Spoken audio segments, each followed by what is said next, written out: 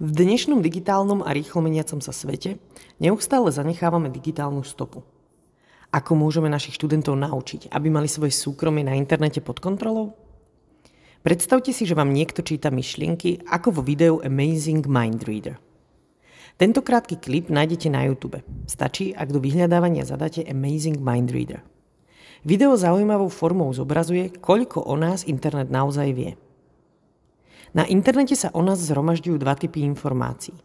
Tie, ktoré zdieľame neúmyselne, ako napríklad IP adresa či prehliadač, a tie, ktoré poskytujeme dobrovoľne, ako záľuby či poloha na sociálnych sieťach.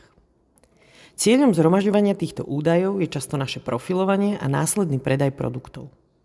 Dôležité je uvedomiť si, že raz zverejnené informácie sa ťažko odstraňujú a strácame nad nimi kontrolu.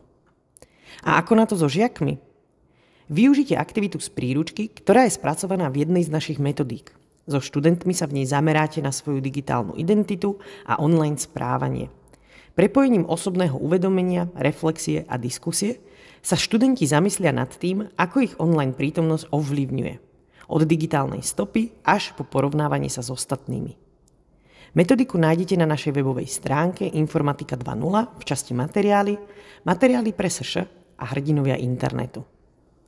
Je dôležité, aby sme si spolu so žiakmi uvedomili, že aj keď na internete zdieľame rôzne informácie, stále máme kontrolu nad tým, čo, komu a kedy sprístupníme.